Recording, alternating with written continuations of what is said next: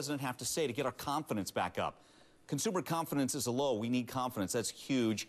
Let's bring in our experts on this, and we are taking your calls, by the way, at 1-877-TEL-HLN. Joining us, former investment banker, radio talk show host. He is the watchdog on Wall Street.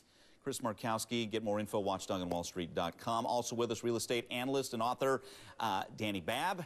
And joining us, we welcome back CNN chief business correspondent Ali Velshi, author of the book, Give Me My Money Back. And again, call in 1-877-TEL-HLN. All right, Ali, let's start with you. Primetime speech to Congress. Millions are going to be watching. People want hope now. Yep. What's the president's focus tonight? What does he have to do? Well, Rochelle put it clearly. He needs to hope it up. This administration did a fantastic job of something that the last administration didn't do, and that was tell you how bad the situation really was. In fact, President Obama has been so effective at it that markets have gone down further. Consumer confidence is now even lower when he came into office. Now, I'm not blaming the administration from it. I'm saying that you have to balance those dire warnings about how serious things are, which allow people to prepare for these bad situations we're in, with some sense that we are in charge. This administration is on the case. We've had a bit of a mystery with the Treasury Secretary, who everybody has high hopes for, but has kind of disappeared. We need this administration to be very, very clear on what they're going to do to get us out of this in the short term and the long term. So you're going to need hope, but you're going to need specifics. Okay, guys, I want to read an excerpt. We're just getting in some excerpts from the president's speech. I'll read this, and then, Chris, I'll get your take on it. Here's what we can expect to hear tonight, part of it anyway.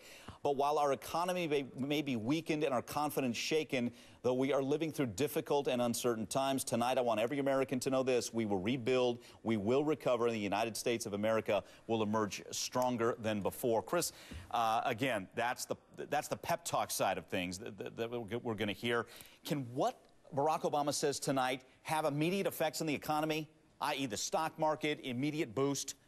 Well, I think that, you know, hoping it up is one thing. I think we have to stop using the word catastrophe over and over and over again and get some of those animal spirits that Robert Schiller is actually writing about right now back into the system. But I don't think that Barack Obama needs to say, I'm going to, you know, lift the whole thing up myself. I think he needs to place this back on small businesses, corporate America, to lift us out of it. I think one of the problems we're seeing, and one of the reasons why the markets are going down, is that everyone's looking to Washington, D.C. to solve the problems. They're not able to do it. We're going to do it. We're going to do it here all across America and get Americans back excited about this country, investing and doing the things and taking risk which they've been avoiding. Gotcha. Okay, let's get a call in, and then I'll get Danny in on the conversation.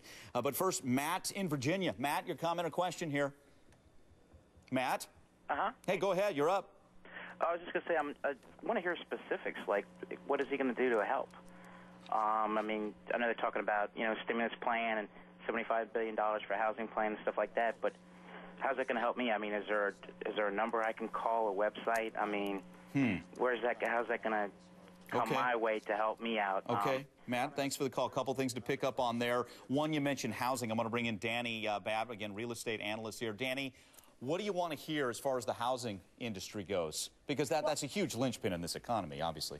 Yeah, it absolutely is. I think that consumers need to know when their house price is going to stabilize. Unfortunately, economists cannot predict that. So what they're going to need, what they're going to want to know to feel some confidence here is how all of this money that's being spent towards banks, bailouts, you know, spending plans, et cetera, is actually going to feed into back to them and actually stabilize their home price. How spending $1 in $10 of taxpayer money just in interest alone on what we're spending right now in debt is actually going to play out in the long run, and how helping banks and all of these programs like the $75 billion housing plan that was announced this last week, how that's actually going to help individual specific people. And the caller made an excellent point in that right now a lot of people are asking, well, these plans are out there, but how do I get to them? How do I need to contact my bank? Do I need to contact Fannie or Freddie? And how do I do that? Yeah, we're going to pick up on that point. It's a great one. And he asked for what kind of specifics are we going to hear? We'll bring that up.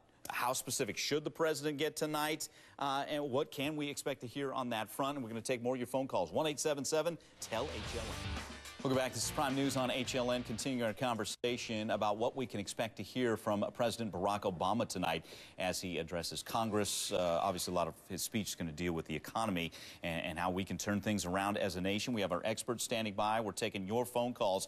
I want to bring in our CNN chief business correspondent, Ali Velshi. Ali, I talked to Danny about it before the break, the housing industry. What is Barack Obama's plan right now? So, folks, go ahead. They have two plans. One is a refinancing plan for people who whose home may be 100 to 105%. The mortgage might be just a little higher than the value of the home, and it allows you to refinance at a fixed rate, for 30 years. The other one is a more serious plan. It's a loan modification plan for people who are underwater by as much as 50%, which means your home may be worth $100,000, your mortgage is $150,000, and they'll refinance you into a rate that is as low as 2% for 5 years, and then it'll move up to the current rates, which are about 5%. But you have to have a conforming loan, which means it has to be under a certain limit, and it has to be owned or guaranteed by Freddie Mac or Fannie Mae. And the way to find out about that is to call your bank. So the first step always, if you're looking to see what can happen, is to call your bank.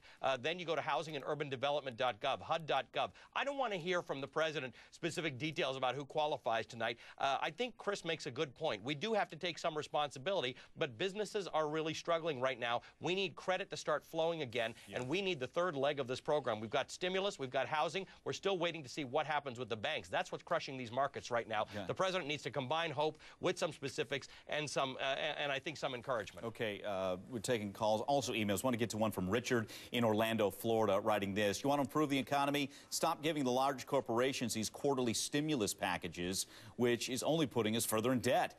Stimulus packages are not working because companies keep borrowing more than they can pay back. Chris Markowski, in your radio show, is that the sentiment of a lot of people? That you Yeah, I guess Rick Santelli started a bit of a buzz last week, and it's carrying on through. There's no doubt about it. See, I'm under the belief that, recessions are necessary. It's part of capitalism. It's kind of like the lymphatic system of our bodies. And I'm sure Danny can attest, too. I mean, you can get down to Southwest Florida, and we've got empty condo buildings as far as the eye could see. And, flippers got involved with a lot of this stuff. These people need to be foreclosed upon. I suggest investing in bulldozers and wrecking balls to help the housing market and knocking some of these things down. We need to flush all this stuff out of the system. We need to take a little bit of pain, and when we do that, we'll move on. Okay, Danny, I want to give you, this is probably going to wrap things up for us, but I'm going to give you a final word on what Chris is talking about there, and what's the best plan. Allie kind of laid out the president's plan on housing. What's your take on that? Yeah, it is a supply issue, absolutely. We have too much inventory on the books. We keep hearing that, builder startups are at an all-time low. Thank God they're at an all-time low. That's exactly what we need to remove inventory off the books. We need to let people, I'm sorry, this sounds really bad, but there are a lot of people out there that just flat out cannot afford a home. There's a lot of them out there to rent, and we'd be better off renting a home. We need to let the private sector work this out. And I think that one thing also very important, there's the Small Business Administration loan value, the amount of money they've got to lend right now is going to be at a record high. And that is fantastic for entrepreneurs that want to start a business, take things into their own hands, and pounce on an economy when it recovers. Yeah, and Allie hit it. Let's get some of that money flowing so we can get businesses cranked up again. All right, guys, we're going to have to leave it there.